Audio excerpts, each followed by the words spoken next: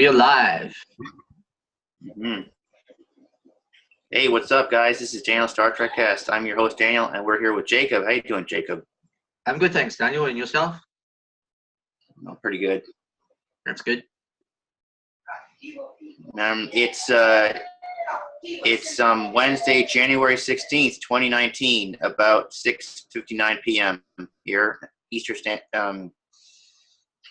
Standard Time in Canada, and we are one day away from the premiere of Star Trek Discovery Season 2.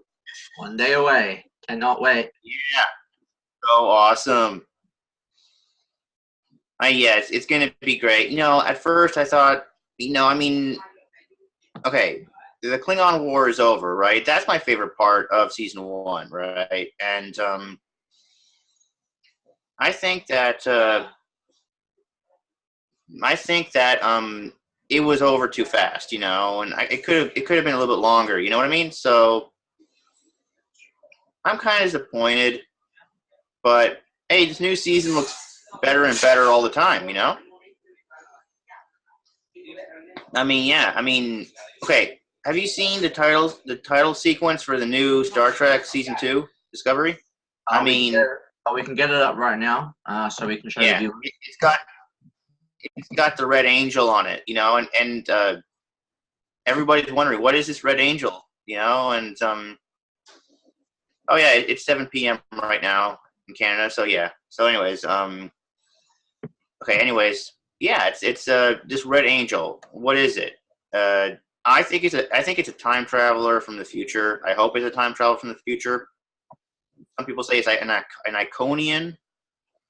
And Iconians, they were shown in Star Trek Online, and they were referenced in TNG, so they were pretty cool. And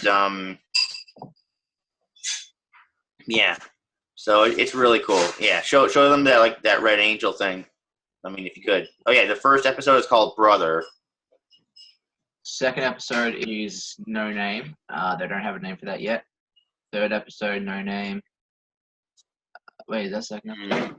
Yeah, third episode, No Name. Fourth episode, No Name as yet. Fourth episode, fifth episode, No Name. Just they have them all ready, but there's no names. There's only the first name, which is Brother. Actually. Yeah, that's probably a Spock. That you're referencing Spock, because Spock is Michael Burnham's half brother. Because Michael Burnham was adopted. She's not Vulcan. She's human, but her family died on Vulcan when it was attacked by the Klingons. This is the Red Angel you were talking about, right? Yeah.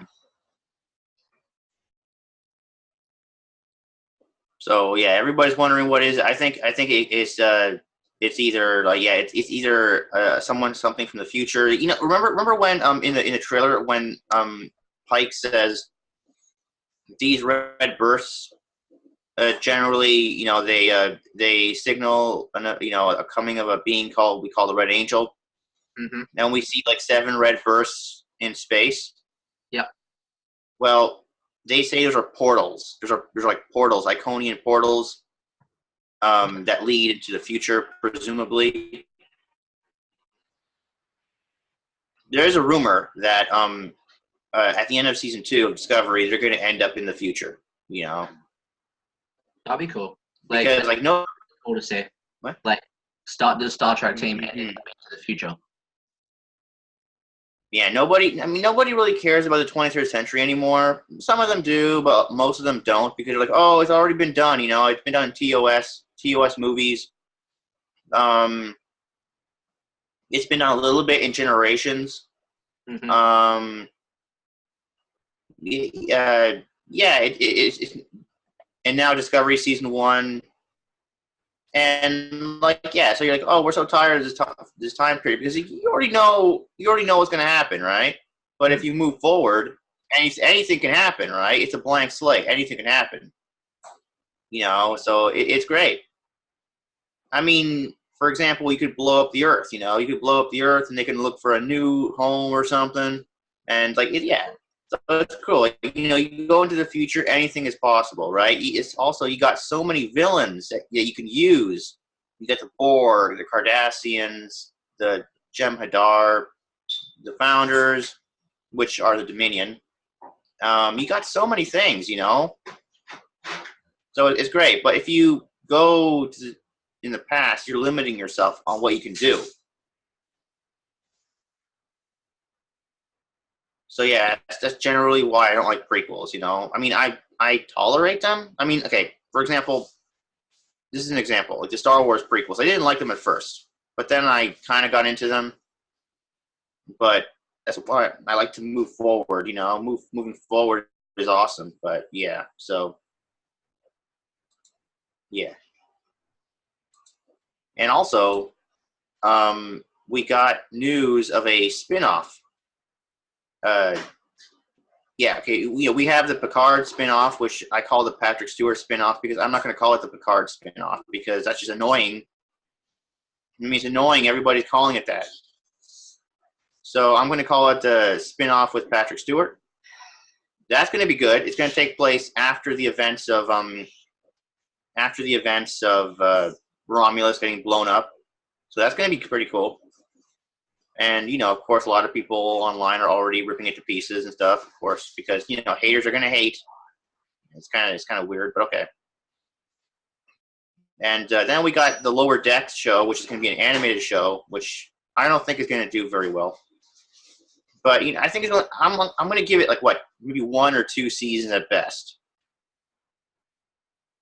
And, but what I'm really excited about is, the Star Trek spinoff for Michelle Yeoh's Georgiou is officially happening.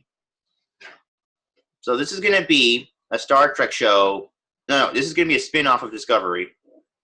It's going to be Empress Georgiou, the Mirror Universe Empress Georgiou in Section 31.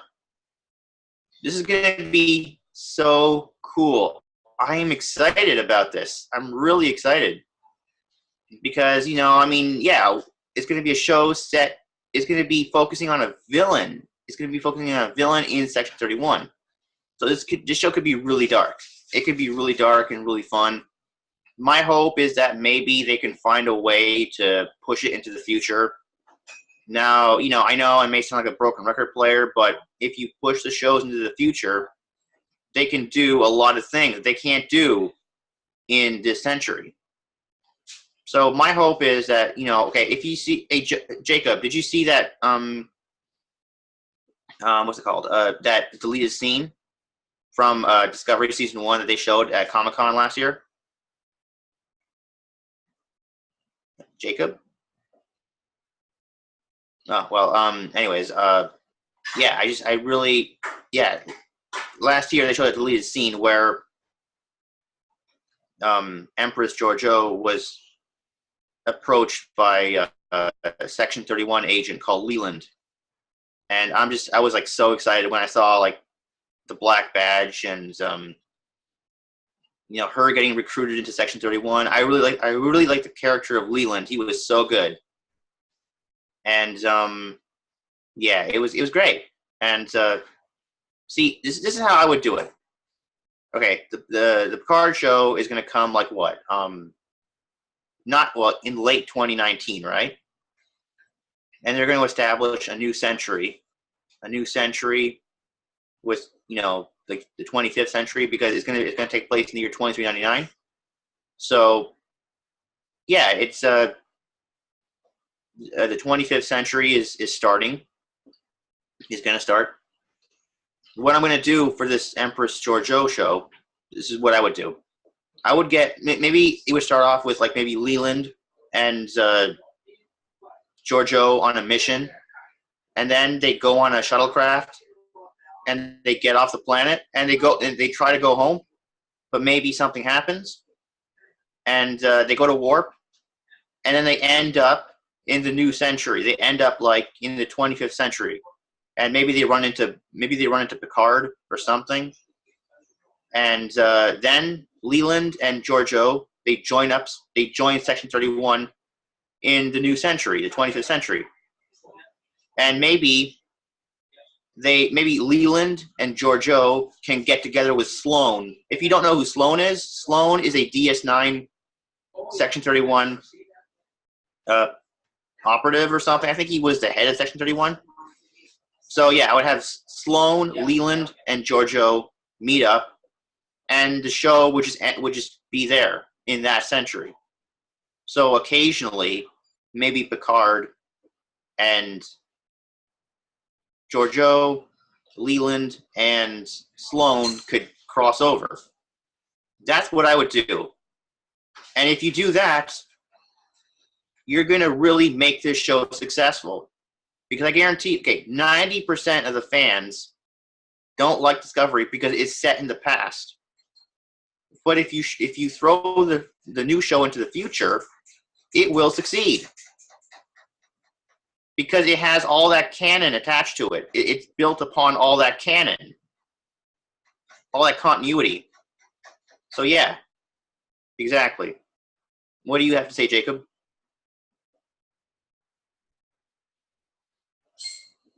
Like, you got a problem with your speaker? So yeah, I'm really excited about this, and there are some sources saying that excuse me. There are some sources saying that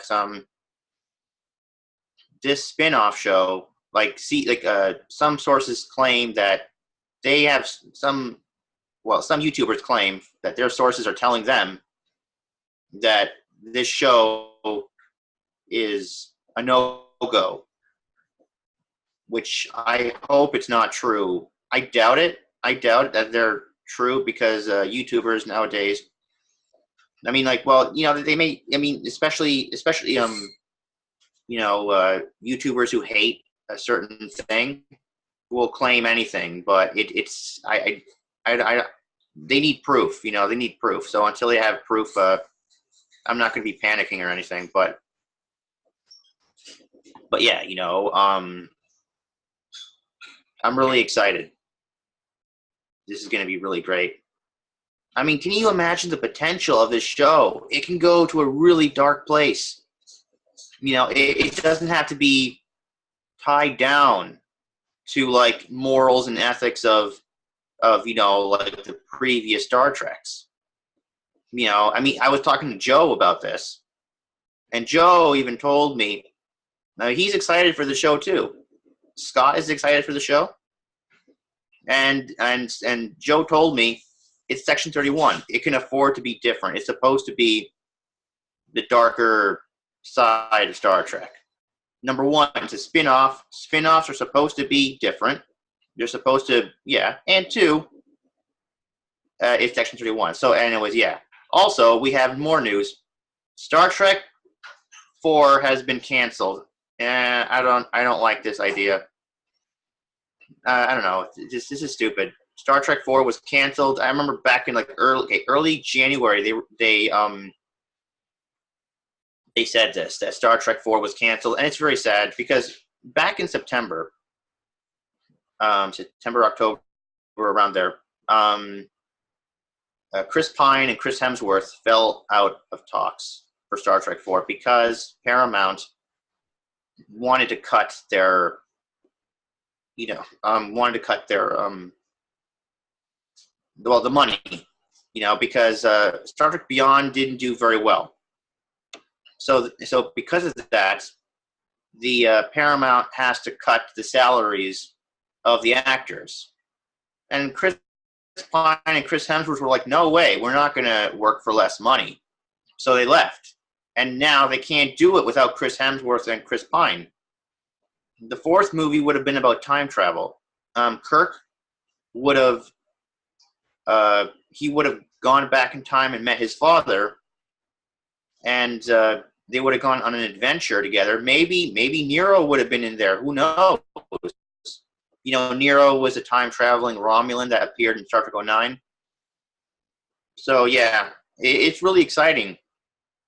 I mean, it sounded really exciting, but then when they said that the actors left, they walked off, I was worried. And I knew that it wasn't going to happen. But there's one YouTuber out there that's giving me hope. His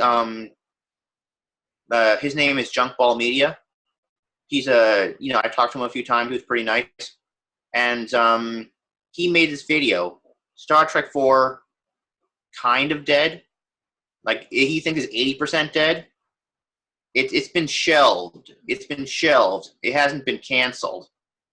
And there's always a chance that they can always revive it in the future, and I hope so.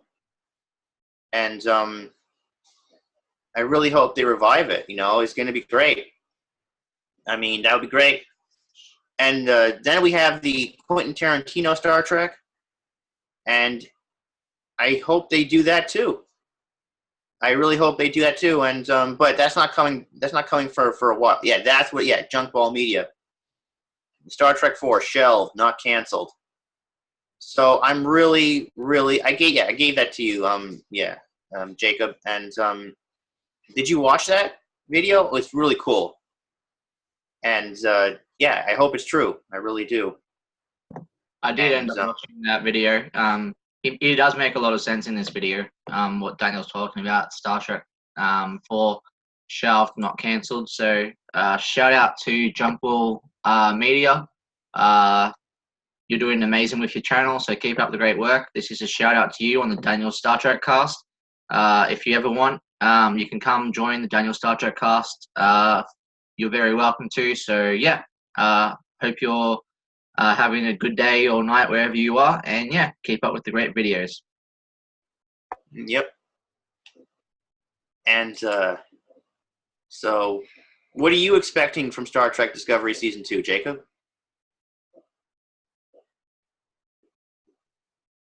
Well, good question, Daniel. What do I want out of Star Trek Discovery Season 2? I probably want. I don't know. That's the tough question. That is the tough question. I probably, for Star Trek Discovery Season 2, I want more Klingons, of course. I want to see more Klingons. Definitely love the Klingons. I think they're really awesome to see whenever the Klingons show up. They're like the Daleks in a way. They're like the Daleks from Doctor Who. They're like Star Trek's most threatening character. Well, enemies in Star Trek, basically. Like, the Daleks are the Doctor's most threatening characters in Doctor Who. I love to see the Klingons show up, and just, yeah, the Klingons are the best. Like, the Klingons are, I love the Klingons. They're awesome. Yeah, they are really great. They're just because the Klingons, they would just, they would just go in there and they would do what they have to do, and they're just awesome. They are awesome. They're okay. In the old Klingons, yeah, okay. I guess they were all like not really a big threat in the old Star Trek, if you know what I mean, Daniel. Like back in the old classic, that they weren't really a big threat. But in this, in this like Star Trek Discovery, they feel more of a threat than the old they are. Klingons. Yeah. I mean, the old Klingons were like, they were all sitting around talking about honor. Let's just talk and talk and talk. And like, they're like, hey, today's a good day to die. And they're patting each other on the back. Today's a good day to die. But they don't do anything. Exactly. They're just sitting around, laughing, talking. And I'm like, wow. Yeah. Like, these are the kind of Klingons that steampunk likes, the ones that just around talking, and I'm just like, are you serious? But the Klingons Discovery are the Klingons fans and people want, because they're more ruthless, they're more brutal, and they're more likable in Star Trek Discovery Season 1 and 2, if they show up in 2. I'm pretty sure they will. Yeah, most definitely. I mean, these are. I mean, these are millennials. These are Klingons for millennials and Generation Z. Millennials are people who were born between 1982 and 1994. And people who were born between 1995 and now are Generation Z. Exactly. Yeah. So you were born in what, 1995? 1995, yeah. Yeah, so you're Generation Z. Yeah. I'm a millennial. So millennials, Generation Z, love these new Star Treks. Mhm. And they're like, oh, the old Star Trek is boring, you know, and a lot of them say that. So, yeah, I just wanted to put that out there. But, yeah, so it's cool. It's just awesome. It is awesome. Can't wait for season 2. Season 2 looks yeah.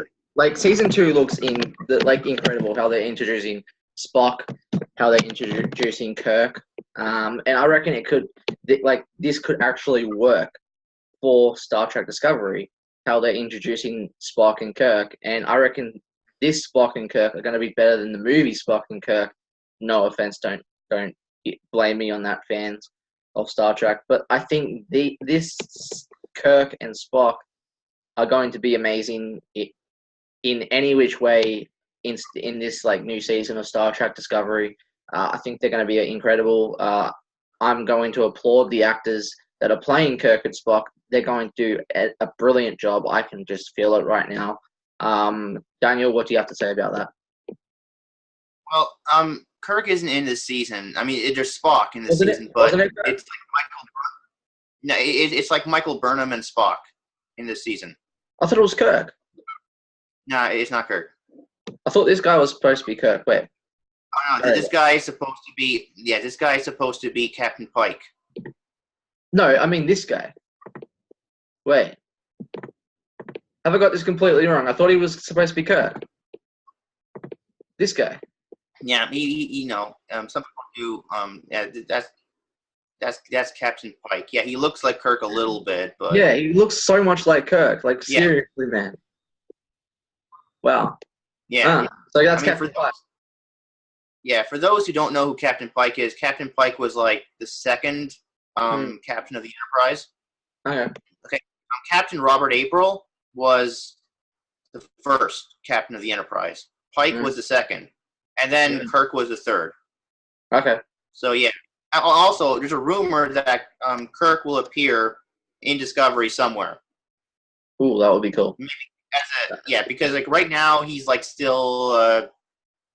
I think either now he's a cadet, or he's on another ship. I think he's on the Farragut. Okay. And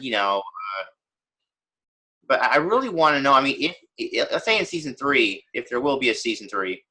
Which I don't think they're going to show Kirk. I think what they're going to do in season 3 is they're going to go into the future, and they're just going to move forward in that. But if they do show Kirk, I mean, who do you think should play him? That is a tough question. What? That is a tough question. God knows. Well, you need a young, fresh actor to play Kirk. I'm just gonna chuck in my good mate Charles Terrier. Charles Terrier, like he would be a good Kirk. I'm just saying, Charles Terrier would be a good Kirk for Star Trek Discovery. If no one knows who Charles Terrier is, I'm gonna get him up right now. Get a photo of him up right now. Give me a second. He looks like the Kirk because Kirk is a blonde, right? Yeah. Blonde brunette hair dude. Yeah. Well, I reckon Charles Terrier, my good mate.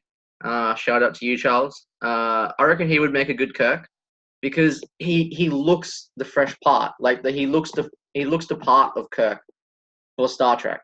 He really does. Like he would make a good, fun, energetic kind of Kirk, if you know what I mean. Like you need one of those kind of fun, energetic, like actors that can actually do stunts and all that stuff, and that will actually be relatable for fans. And I reckon Charles Terrier could do that. Yeah, definitely. That would be awesome. Yeah. He would be great. I'm just going to get a photo of Charles Terrier up so people know who he is. Give me a second.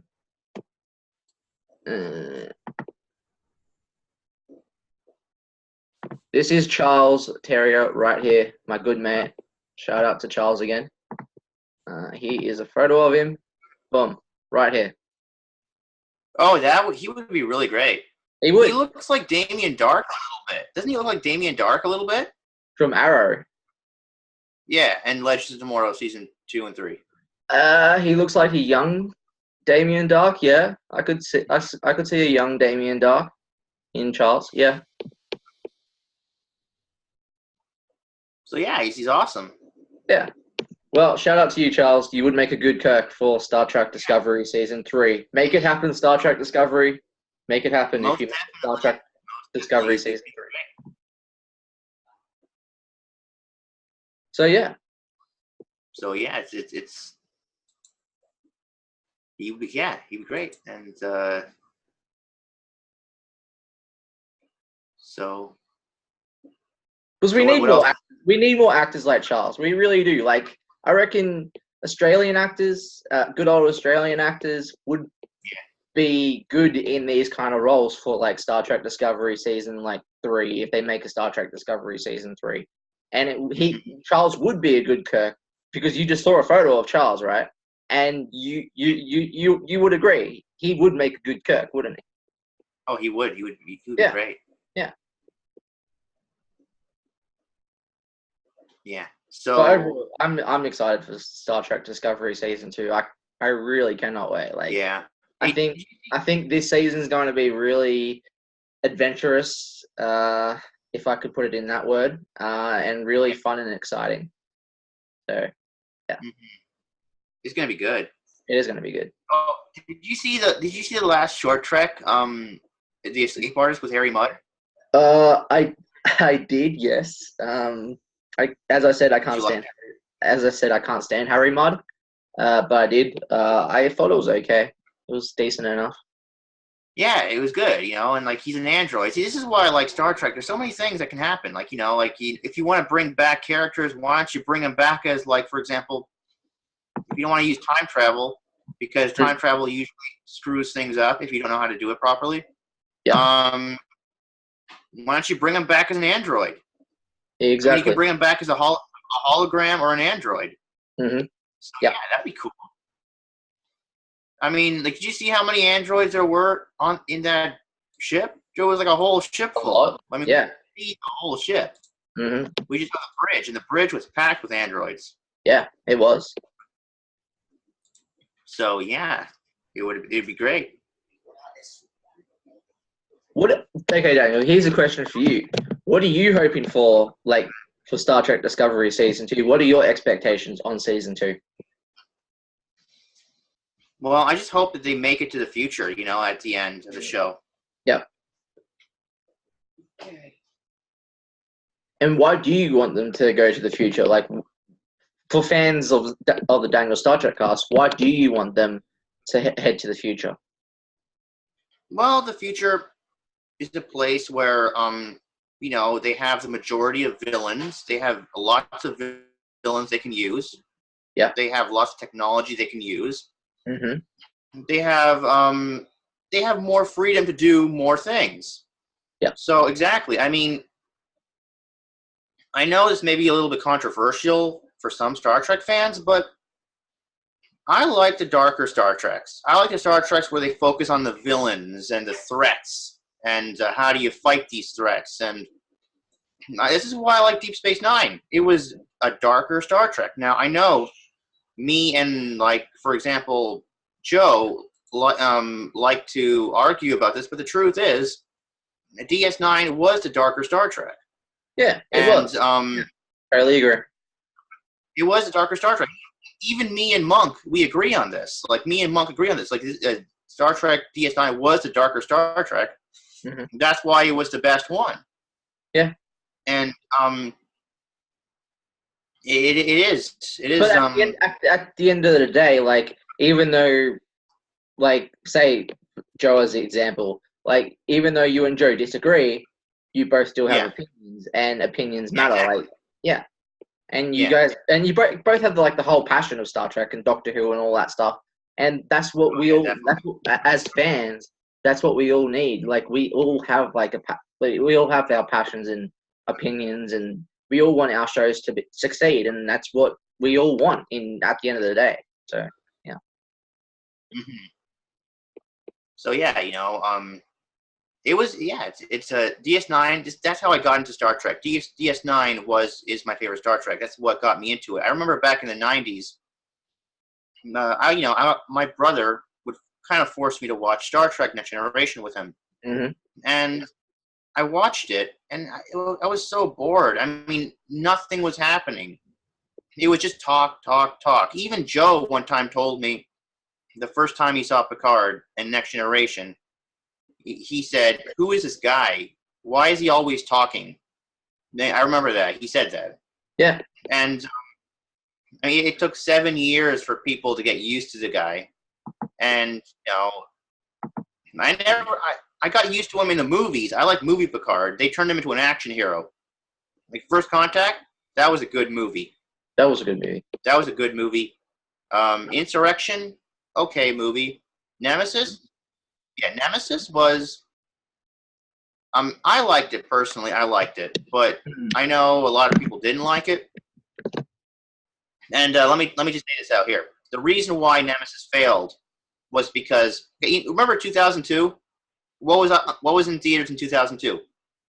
There was Harry Potter and Harry Potter, Secrets. Yeah. And there was Lord of the Rings: The Two Towers. Mm-hmm. And these are two big blockbuster movies, especially Harry Potter and the Chamber of Secrets. Oh yeah, gosh, And, Harry Potter was amazing back in the day. Oh yeah, most definitely, it was great. I love Harry Potter, and I'm starting to watch it on Putlocker, and it's really, really great. And, well, isn't it like the anniversary of Harry Potter? Well, yeah, I read it was the anniversary of it, but I'm like, wait a second. Harry Potter came out in 2001, so in 2021, it would be the 20th anniversary of Harry Potter, right? So I don't know. I mean, I don't know. Maybe it is. Well, they did they did release, so they I did don't release all of the Harry Potters on Netflix, so that's why they could have. That's why they probably were getting ready to actually do the anniversary somehow. I don't know. My guess. Yeah, well, I watch it on Footlocker, so yeah, it's really good. It's really great. I haven't watched the Fantastic Beasts movie because it's a prequel, and I don't really care for prequels. The Fantastic Beasts, like you would actually like. You're a fan of Doctor Who, right? Of course. Mm-hmm. Yeah. Yeah. You would actually love the Fantastic Beasts movie because it would remind you of. Did you like Matt Smith's Doctor? Yeah.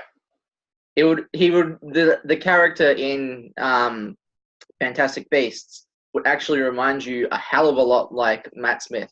He has that Matt Smith kind of like character to him. Oh, yeah. Yeah. Oh, yeah. Yeah. Well, maybe I will watch it someday. So yeah, it's pretty cool. So yeah, well, let's see. It came out. By the way, Daniel Star Trek Cast fans, viewers, subscribers out there, this is the Daniel Star Trek Cast Facebook page. So please make sure like, subscribe to the Daniel Star Trek Cast for any more information. We have like old reviews that I still need to do of season 1. I think I got up to like episode 8. Yeah, I did. Yeah, I got up to episode like 8 of Star Trek Discovery review. So yeah, definitely, it's awesome. We made a lot of them. We did make a lot of them. Hmm. So yeah, so as I was saying, DS9 was my first I remember watching TNG and I was like, oh my god, this is so boring. This is all this is a bunch of talk and stuff. And then I got into DS9 in the early 2000s when I got satellites, and I really liked Deep Space Nine. It was darker, grittier, more action oriented. I mean, you had like in the first season, you had Sisko. He didn't want to be there. And because he had so much trauma in his life, he lost his wife. And he didn't want to be on Deep Space Nine. He wanted to be on Earth, but he had no choice but to be on Deep Space Nine. And everything, DS9 was like the anti-TNG. I mean, look at the way TNG started, right? It was all happy-go-lucky. Everybody was smiling. Everybody was happy. Look at the way DS9 started. Nobody was happy. Sisko didn't want to be there. Kira Nerys, she was a hothead. She didn't want to be there. She was pretty aggressive against Starfleet, and She didn't want anyone on that station. And you got Quark, the Ferengi. He was always trying to swindle people out of their money and cheat people. You got a lot of people on that show. Like they didn't want to be there. They were kind of negative, a little bit aggressive, and then you got people like you got a lot of aliens on the show, a lot of drama. Like you had Gul Dukat, my favorite villain in Star Trek. Then you had like Garrick, and I like Garrick. He's a wild card. You don't know if he's good or bad. I mean, if you can't turn your back on the guy. You feel like you can't turn your back on the guy, because if you do, he could shoot you. He could betray you, and that's why Garrick, right? Yeah, he was like a wild card, as you just said. Like he was mysterious in a way. Yeah, I mean, if you turn your back on him, he could kill you. He could betray you, and he was like kind of like a fun character to be around, and it was so good. And then later on, okay, you know how the Bajorans and the Cardassians hated each other? The Bajorans are like the Jews, and the Cardassians are like space Nazis. And we find out that the Cardassians invaded Bajor, and they kind of like threw the Bajorans into work camps and stuff, and it was like World War II. It was like they went to the planet and they created a bunch of concentration camps, and they enslaved the Bajorans, and there was bad blood between the Bajorans and the Cardassians. You could feel that, and mostly it was like there was a lot of dark dialogue. Like the Bajorans were always talking about what the terrible things the Cardassians did to them, and I enjoyed that. I was like, oh, we get dialogue, but we get dark dialogue. It's not the happy-go-lucky TNG dialogue. It's more dark and gritty and more relatable. It's more relatable. I love that. And then later on in season 4, we got the Klingon Federation War, and also there was a Klingon Cardassian War. And then in the rest of the season, we got the Dominion War with the Federation. And then at the end of the show, everyone went to war with each other. So I'm like, oh my God, I love this show. It was so good. And it was the darker Star Trek, and it was awesome. And also, if anybody, how online there's a lot of people talking about who's the better captain, Sisko or Picard, or Kirk or Picard. Sisko is the best captain. You know why? And now I know Joe would deny this over and over because he knows I'm right. But the truth is, what happened to Sisko? He was taken by the wormhole aliens. He was taken into the wormhole, and he's now he's like them. Now he's like them. Now he can travel through time without the need of a starship. Now he can travel through time and space without a starship. And also, I think he's immortal. He's like them. He's immortal. They made him immortal. Mm-hmm. Or B, he's got a much larger lifespan than an actual human being. But I personally think he's immortal. So there you go. Sisko wins. No other captain is immortal, but he is. Other captains, like, they need a starship to get around. He doesn't. So he wins. And I know a lot of people may, say, no, that's not true. It is true. I mean, like, he is like way more powerful. I mean, he's not at Q level. But he is more powerful than a human being. I mean, yeah, exactly. So it's great. And I just love that whole series. I can't stop saying I love that whole series. It's so great. And I like Voyager too. Voyager was good. Yeah, you have the first season of Voyager, don't you, Jacob? Second season. Yes. Oh yeah, I remember you showing me. Your dad got it for you, right? Yes, he did. Do you watch it? You watch it? I've watched a bit of it. I haven't taken them out of the case because I want them in the case. So. Yeah, that's what I do. I buy seasons, and I buy seasons, and I don't take them out of the case. I don't even take the plastic off. I just keep them there, and I watch the shows on Putlocker. And I know I'm a collector. That's what I do. I collect. So yeah, it's. Also, Jacob, guess what I found? Oh my God, you'll never believe what I found yesterday in my bank account.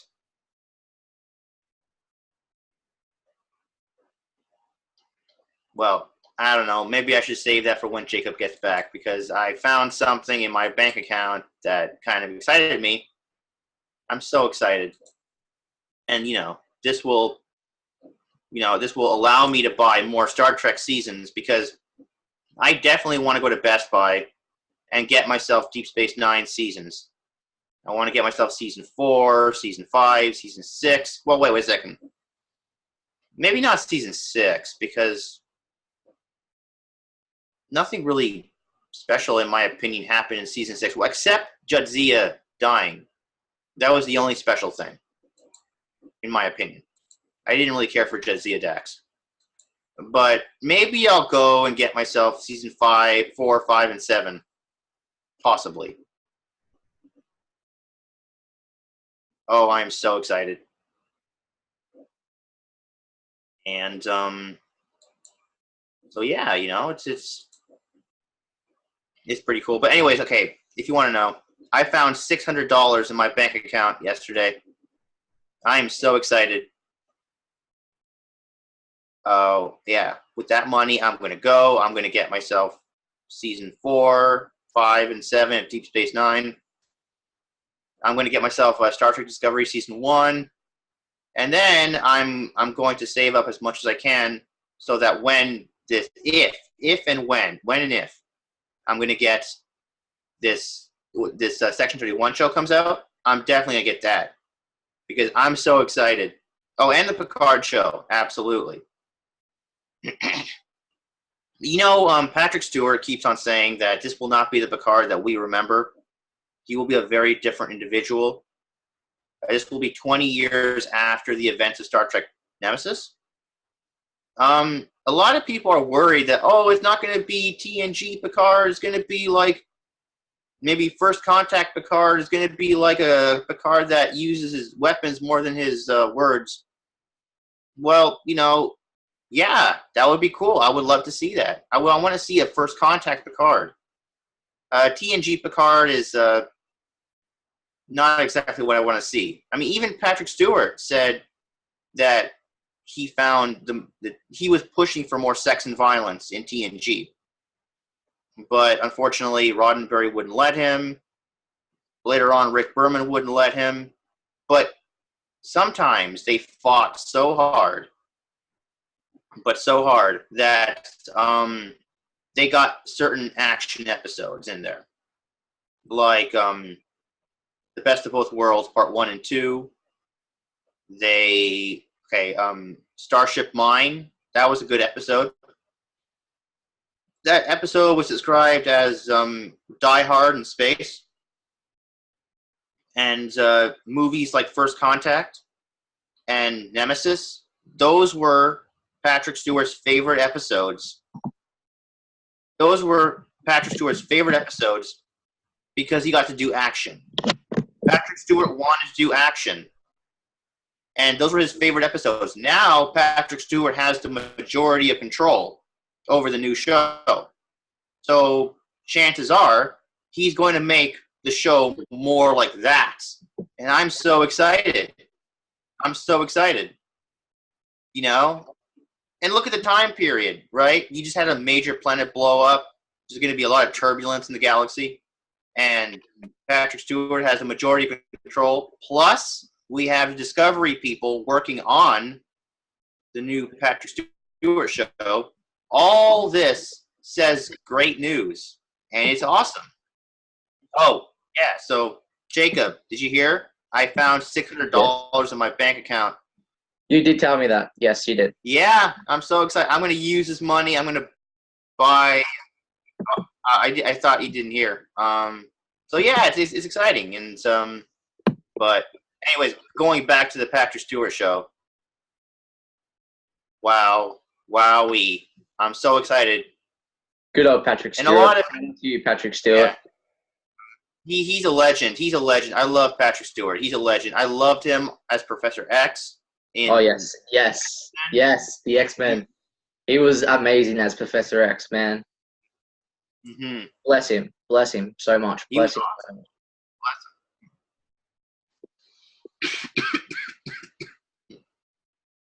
And he's making his own Star Trek show, as you just said. Like, how incredible is that?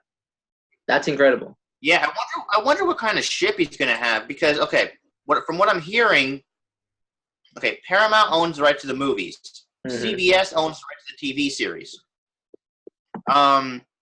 This new show, CBS Star Trek, can't since Paramount owns the rest of the movies and CBS doesn't.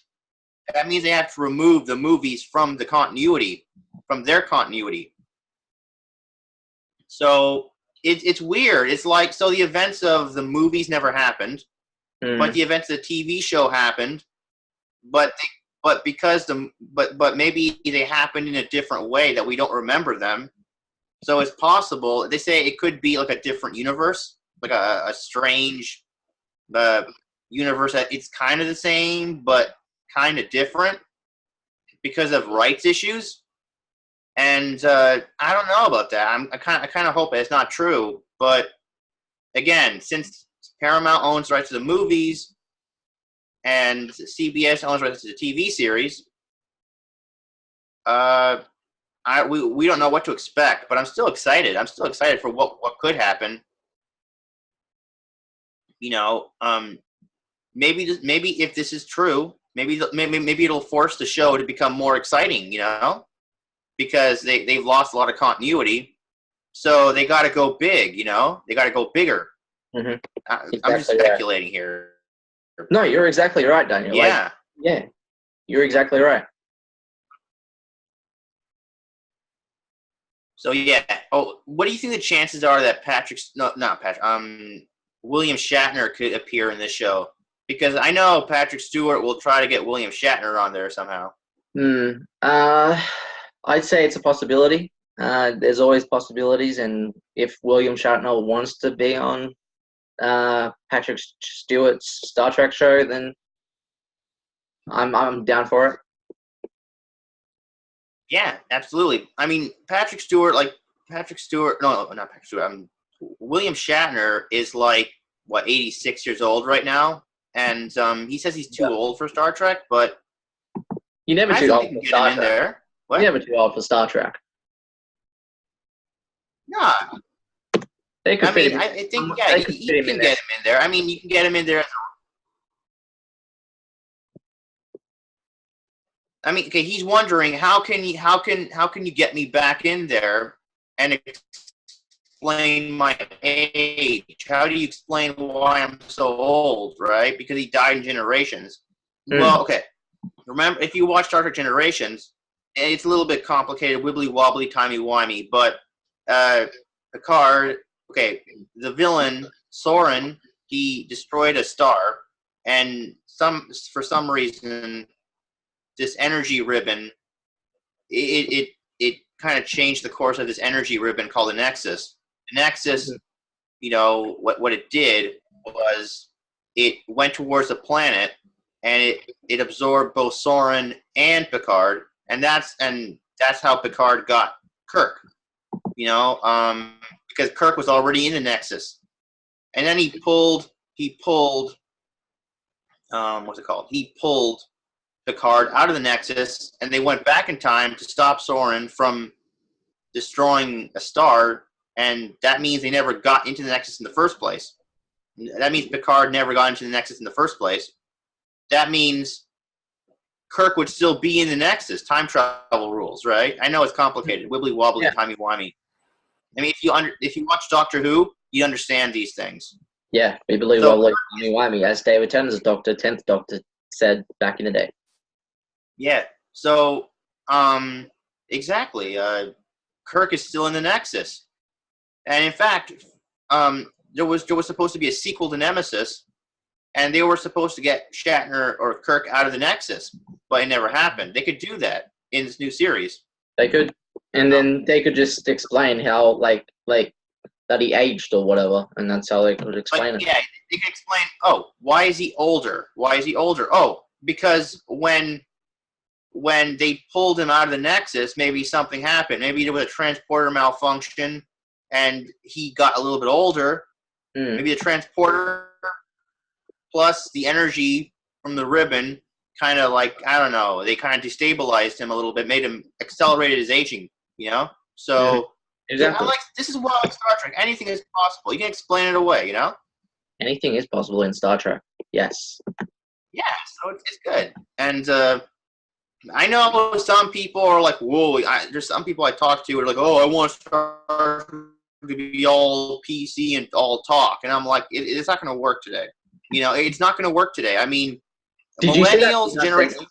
Sorry to interrupt, Daniel. Did you see that thing I sent you, like that documentary on Ancient Aliens about how J.J. Abrams and that Star Trek's real in some way?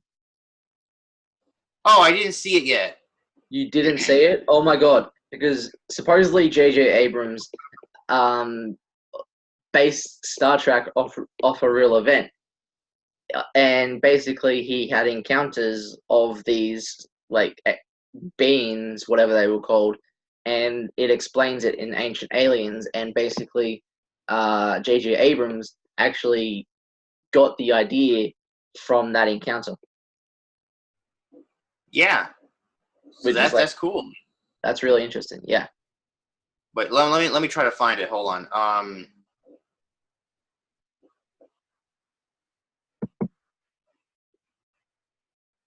Yeah, the ancient. Do you watch Ancient Aliens? I do a lot. Well, some episodes when they're like really interesting, I watch them. And I was like, oh, yeah. I might send you it, Daniel. I might send you it. I find it. Hold on. Let's see. Oh,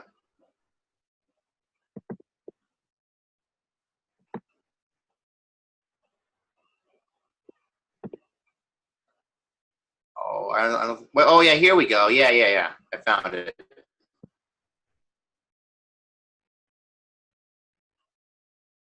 This is so cool. It is really good.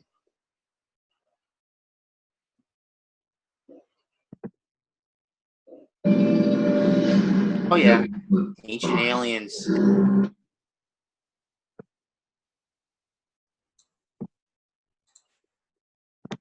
Oh man, I can't wait for Star Trek. Yeah, I gotta give it. It airs on the 17th, right? Yeah. So tomorrow. Yeah, tomorrow. Guess what today is for me? The 17th. What? Oh, it's the 17th for you. So like you get to watch it like what today? Tonight probably. Yeah. Oh yeah. Yeah. Heck yes. It'd be cool. It will be cool. I can't wait for it. Yeah, your timeline is a little bit ahead of mine or something. It is. You know? I'm in the future, Daniel. I'm in the future. Yeah, you're in the future. We're talking. We're talking. He's from the future. I'm from like slightly in the past. The past. You know.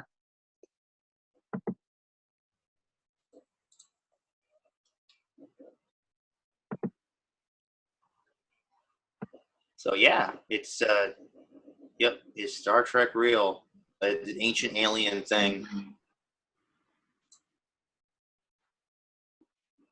There are rumors that I heard that oh, that's how Gene Roddenberry came up with the idea of Star Trek. He went to like psychics and stuff, and they told him like maybe he communicated with some aliens and stuff. And that's where he got the idea for Star Trek. Well, it does explain it in there. It does explain I heard other things. Yeah. So like there's other things that say, oh, like I heard other cool things like, oh, that's where they got the idea from. Yeah. So like, yeah, because they were apart. You see, back in the 60s, I mean, these are all conspiracy theories, of course, but they say back in the 60s, like since Roddenberry was in the military, maybe he had access to certain things, like knowledge that we don't have. And like they were talking about like this secret space thing where like back in the '60s. Like this is all speculation, of course. This is all theoretical, but like it's but I mean, it would be so cool if it was real. And who's to say if it's not real, right? Exactly. So Exactly. yeah, back in the '60s, they were communicating with aliens, and that's what allegedly saying. I'm not saying it's just real. I'm saying this could be real. I'm putting a giant question mark on there, and yeah, it'd be like so cool if it was real, man. I mean, yeah, we don't know. Who's to say yes or no, right? They were doing some pretty shady stuff, like, and they still are. So, I mean, look at Roswell, New Mexico, and all the other stuff, I personally believe it happened. I mean, well, I don't, well, yeah. There's possibilities. There's possibilities out there, and it's like... There's always possibilities, just like Kirk and Spock say. There's always possibilities. So, yeah, absolutely. No, they don't show it here yet. They revealed the new title sequence of Discovery Season 2, but it's not out. I guess we have to wait for tomorrow, huh? Yeah. Yes, tomorrow. Can't wait. Tomorrow's the day. Star Trek Discovery Season 2. Yeah. Get ready. You want to do a review on that? You want to do a review on that too? Of course we'll be doing a review of Star Trek Discovery Season 2, yes. Yes, it's awesome. It'll be so cool. And hopefully, some people can join us on that too. I mean, there's this guy I know called Martin, and he wants to join. I mean, I asked him, "You want to be a part of my Daniel Star Trek cast?" And he's like, "Yeah, sure." And I mean, is it okay? So yeah, maybe I can invite him. Actually, I invited him to this one, but I don't know. He seems to be not in at the moment. Okay. So yeah. So shout out to you, Martin. Martin's Sci-Fi Appeal. You're awesome. And yeah. And so this is all just like this. It's really exciting to be a Star Trek fan right now. It's so exciting, and I know there's a lot of trolls online who complain about this new Star Trek being too, oh my God, too action. This isn't what Roddenberry wanted. And our answer is it's a 21st century. Mm-hmm. Old Star Trek is not going to cut it. Exactly. So. Yeah, but I really hope they move into the future. They got to do it. I know Nicholas Meyer wants to do a Steady Alpha 5 show, and that has to be set. Well, that's going to be set in the 23rd century. There's no choice because Khan is in the 23rd century. He was on Steady Alpha 5, so it has to be set in the 23rd century. But I think the other shows will most likely, more of them at least, will be set in a new century, a new time and stuff. There's going to be a Starfleet Academy show too. Oh, really? They claim it's going to be like 90210 for Star Trek, but I'm like, okay. I mean, have you seen 90210? I have. Didn't really get into it. It was like kind of like Smallville. Yeah. It was kind of like Smallville without superpowers. You know what I mean? Yeah. It's like Smallville without. It was like Superman season. It was like season 1. Meteor Freaks, and I'm just. Yeah. So it was. Yeah. I didn't really get into it. I really didn't get into it. I remember it was like big in the '90s and stuff, but not really into it and stuff. So. So yeah, it's It was good. So, I think we might end this cast here, Daniel. If that's okay with you. Yeah. Yeah. So thank you one and all for tuning in to the Daniel Star Trek cast. Daniel, do you want to end us off? Oh yeah. Okay. So thanks everyone for watching the Daniel Star Trek cast. We appreciate it. We'll be back soon with more information. So yes, we will.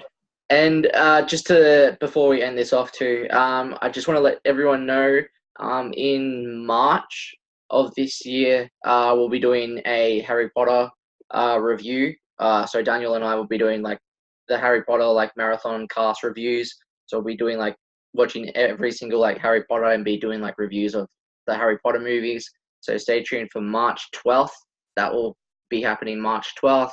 And July 14th, we'll be doing the Star Wars marathon because leading up to episode 9. So get ready, one and all, because exciting things are happening. And yeah, we're just really excited to see where things take off this year. So get ready, one and all, because exciting things are happening. Bye for now.